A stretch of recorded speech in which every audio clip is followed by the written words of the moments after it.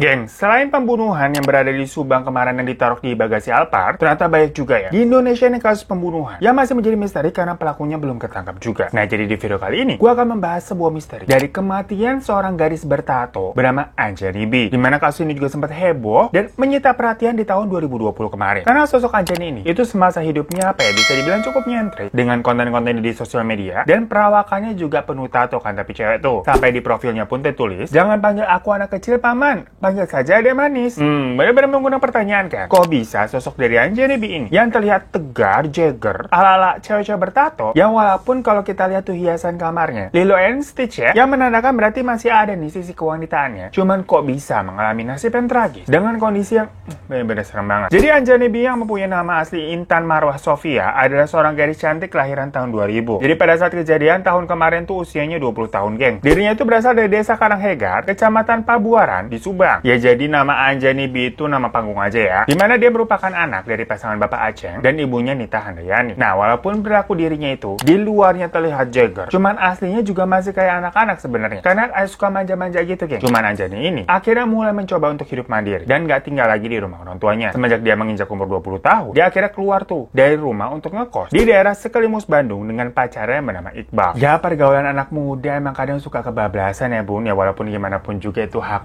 orang ya. Aduh, kenapa kita jadi rumpi? Soalnya gimana pun juga ini maksudnya mereka ini kucing-kucingan juga sama pemilik kosan. Ya, namanya mereka berdua ini kan satu kamar, belum nikah tapi udah kawin.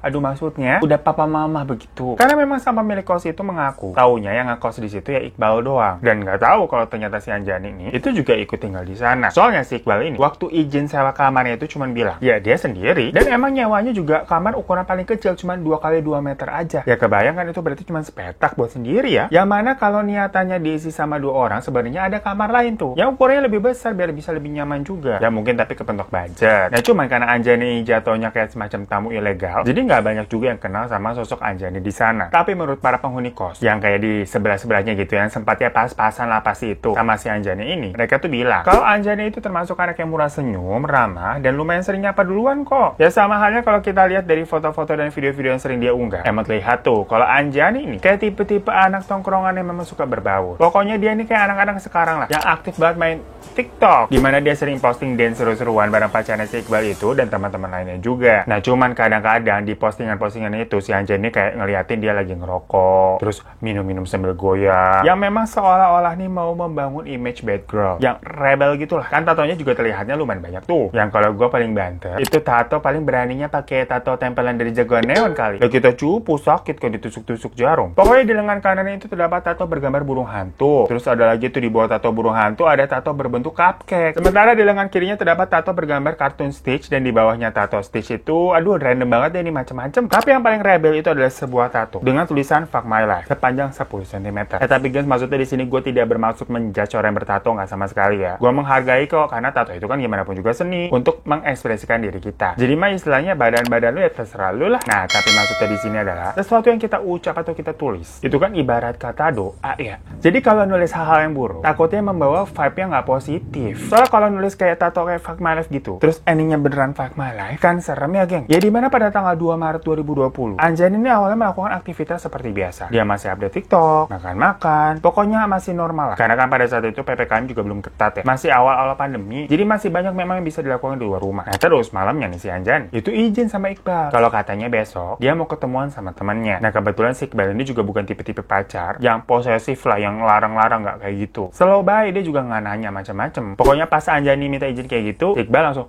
aja udah. Besok ya di tanggal 3 Maret. Menurut keterangan Iqbal, Anjani ini pergi naik ojek online dari kosan mereka yang tadi tuh. Dan hal itu memang didukung dengan adanya bukti rekaman CCTV yang memperlihatkan kalau si Anjani benar naik ojek online. Dan pas di-track di aplikasinya, ternyata si Anjani ini minta diantar ke sebuah hotel, tapi belum sampai di depan hotel tujuan, si Anjani udah minta turun tuh di pinggir jalan. Pokoknya Anjani ini turun kira-kira 100 meter sebelum sampai di titik tujuan. Karena katanya di situ dia melihat seorang laki-laki yang dia kenal. Jadi, udah bang, turun di sini aja. Ya tapi si abang ojeknya ini langsung pergi juga. Cuman kayak sepintas ngeliat si Anjani ini nyamperin si laki-laki itu. Tapi kebetulan posisi laki-lakinya kayak ada lagi di seberang gitu. Yang jadinya abangnya juga nggak lihat jelas itu mukanya kayak apa. Nah, sementara di kosan nih katanya, si Iqbal nggak sengaja mecahin botol parfum punyanya Anjani. Kayak kesenggol gitu di atas meja sampai isinya habis kan, pecah tuh tumpah. Nah, di situ si Iqbal nih feelingnya udah mulai nggak enak. Kayak jangan-jangan ini pertanda musibah nih. Ya ala-ala di sinetron kan suka adegannya begitu juga ya. Yang biasanya kayak frame foto tuh jatuhnya terus pecah. Karena khawatir, Iqbal langsung mencoba mengkontak si Anjani. Mau mastiin nih kalau ceweknya baik-baik aja. Sekalian laporan minta maaf nih yang laporan botol parfum lu pecah gitu kan. Tapi ternyata HP-nya Anjani ini nggak aktif. Jadi nggak bisa telepon, nggak diangkat. Ya cuman si Iqbal saat itu nggak mau langsung panik juga. Dan positif thinking aja mungkin baterai pacar gue lagi habis. Dia tungguin tuh Anjani sampai malam. Tapi kok nggak pulang-pulang. Sampai besok pagi hari ya ditungguin tetap nggak pulang juga. Waduh, kenapa nih? Sampai 2 hari setelahnya, yaitu pada tanggal 5 Maret 2020, ada sebuah berita di mana seorang pedagang asongan melihat sebuah tumpukan plastik yang sangat besar di sebuah selokan atau got tepat di depan namanya nih Hotel Novena di wilayah Lembang, Bandung. Awalnya pedagang asongan itu tuh mengira kalau tumpukan plastik tadi adalah sampah yang berisi hewan kayak bangkai gitu. Karena memang dari tumpukan plastik itu kayak tercium bau bangkai yang menyengat banget. Tapi kalau dipikir-pikir lagi, rada aneh juga sih. Ada bangkai hewan di pinggir, di got di depan hotel, ya kan bisa ganggu kenyamanan konsumer namanya begitu kebauan. Random amat yang norok situ. Karena curiga, si pedagang asongan ini kemudian melapor tuh ke petugas hotel yang sedang berjaga pada saat itu. Pas plastiknya dibuka nih barang-barang, mereka langsung shock karena di dalam plastik itu ada spray berwarna hijau dengan motif kartun anak-anak yang digunakan untuk membungkus seorang mayat wanita tanpa pakaian dengan keadaan yang nyaris membusuk. Begitu tahu plastik itu berisi jenazah, warga sekitar sana langsung pada heboh. Dan para wartawan juga langsung berdatangan meliput area penemuan jenazah tadi. Dan petugas hotel juga langsung kerja menghubungi pihak kepolisian Cimahi. Dari situ jenazah langsung segera dibawa ke Rumah Sakit Hasan Sadikin untuk pemeriksaan lebih lanjut. Nah, dalam hal yang sama, pihak Polres Cimahi itu berhasil mengidentifikasi kalau ternyata itu adalah jasadnya dari Anjani B. Yang langsung menghubungi kedua orang tuanya dong. Orang tuanya juga langsung datang untuk diminta keterangan. Besok di hari Jumat tanggal 6 Maret, jenazah Anjani ini dibawa ke Subang oleh keluarga untuk dimakamkan secara layak. Namun berdasarkan hasil otopsi, keadaan tubuh dari Anjani ini tergolong mengenaskan banget saat ditemukan, geng. Bagian tubuhnya mengeluarkan banyak darah dan terdapat luka-luka lebam, di mana ada luka bekas sayatan juga dari benda tajam di bagian leher dan di kepalanya terdapat luka hantaman dari benda tumpul. Selain itu, untuk waktu kematian diperkirakan sudah lebih dari 12 jam sebelum akhirnya ditemukan. Nah, dari hasil temuan ini, polisi menduga kalau Anjani merupakan korban penganiayaan yang berujung pada pembunuhan terencana yang dilakukan lebih dari 1 orang, geng. Menurut kepolisian, pembunuhan itu sangat terencana dengan rapi banget. Soalnya para pelakunya tidak meninggalkan jejak jari sedikit pun. Pihak polisi juga meyakini kalau tempat pembunuhan dari Anjani itu berbeda dengan tempat pembuangannya. Jadi maksudnya bukan dibunuh di sekitaran tadi di selokan ditemukan. Karena di situ nggak ada nih yang namanya kayak bercak darah yang tertetes atau berjatuhan lah. Jadi istilahnya kayak dibunuhnya tuh di mana, terus dibungkus, habis itu dibawa dan digeletakin pelan-pelan di tempat yang ditemukan tadi di selokan. Dari situ polisi terus melakukan penelusuran untuk mengungkap kasus kematian dari Anjani B. Dan polisi juga katanya udah menyelusuri CCTV yang berada di sekitaran jalan, mulai dari kosannya Anjani sampai tadi terakhir dia turun dari ojol. Cuman hasilnya nihil. Gak ada tanda-tanda abis itu dia nih dibawa ataupun ketemu sama siapa terus kemana. Dan seperti kasus-kasus kebanyakan, orang yang dicurigai itu pastinya adalah orang-orang terdekat dari korban. Yang sasaran utamanya siapa lagi kalau bukan Iqbal, sang pacar. Nah, Iqbal ini bahkan harus menginap di kantor polisi untuk menjalankan pemeriksaan secara maraton berhari-hari nih, geng, selama hampir 2 minggu lamanya. Tapi karena tidak ditemukan bukti apa-apa, akhirnya Iqbal ini dibebaskan, dipersilakan untuk pulang. Cuman saat itu, Iqbal ini sempat dapat cibiran dari netizen dan orang-orang sekitar juga sih yang menuduhnya ada andil dari kematiannya Anjani. Akhirnya untuk mengklarifikasi semua tuduhan itu, Iqbal ini cerita ke media kalau begitu tahu dia ini ada jasadnya Anjani ditemukan di Lembang, dia langsung datang ke polsek sama bapaknya si Anjani buat mencari tahu. Jadi bukannya dia kabur. Habis itu rumah sama kosannya juga udah pernah digeledah sama polisi dan gak ditemukan bukti apa-apa. Yang mana maksudnya kalau memang Iqbal ini pelakunya, dia menganggap harusnya dia kabur aja udah dari Bandung dari hari pertama. Tapi kan dia tidak melakukan itu ya. Sampai si Iqbal ini juga bilang kalau memang kematian dari Anjani ini ada sangkut pautnya dengan dia dan terbukti nih dia melakukan pembunuhan, tembak mati aja nanti saya udah. Ya mungkin dia juga udah capek juga ditekan sana sini ya. Karena kasus-kasus kayak gini kan emang banyak tuh yang ternyata pelaku pembunuhannya pacarnya sendiri. Jadi netizen main langsung tuduh aja. Nah, seiring berjalannya waktu, setelah polisi telah menginterogasi saksi-saksi terkait nih, diduga kalau dalang dari pembunuhan Anjani B adalah seorang pria yang katanya merupakan seorang rentenir. Karena menurut keterangan para saksi, ibu Anjani ini tuh memiliki hutang yang belum terlunasi dan diduga karena masalah hutang itu, si rentenir ini tega menghabisi nyawanya si Anjani B. Ya cuman kurang paham juga ya, kenapa sasaran jadi anak yang bukan ibunya. Nah, ada dugaan lainnya, geng, yang mengarah malah katanya ke kelompok geng motor. Jadi ini banyak spekulasinya gitu loh. Karena baik teman-teman dari Anjani yang pernah bercerita kalau Anjani suka nongkrong sama geng-geng motor yang macam semacam kayak balap liar gitu. Nah, geng-geng motor itu kan kayak suka mabok-mabokan sama ngedrugs lah. Ya maksudnya bahaya gitulah pergaulannya. Dan katanya Anjani ini pernah ribut, semacam bentrok lah antara geng motor satu sama geng motor lainnya. Sampai katanya dia digebukin tuh. Cuman sampai sekarang sih, polisi belum pernah menerima bukti mengenai hal tersebut. Jadi kayak cuman rumor doang. Tapi yang paling bikin sedih, 2 hari sebelum kematian anaknya, tepatnya di tanggal 1 Maret, ibundanya itu masih sempat video callan sama Anjani jam setengah 12 malaman lah. Di situ Anjani kelihatannya baik-baik aja, masih sehat. Dimana percakapannya sang ibu ini meminta Anjani untuk pulang sebentar ke rumah karena waktu itu ada urusan keluarga yang mau diomongin. Dan beberapa hari kemudian Anjani bener tuh pulang ke rumah ke Subang, tapi sudah dalam kondisi yang nggak bernyawa karena ya mau dimakamkan di sana. Kan sedih banget ya. Yang sampai sekarang misteri siapa pelakunya itu masih belum terpecahkan ya geng. Yang kalau dipikir-pikir, siapa sih yang tega melakukan hal seperti itu dan apa alasannya? Apakah Anjani B ini berbuat salah? Tapi sesalah apa sih sampai dibunuh dan dibuang kayak begitu? Yang jelas sampai sekarang sudah setahun lebih berlalu, di mana total sudah ada 120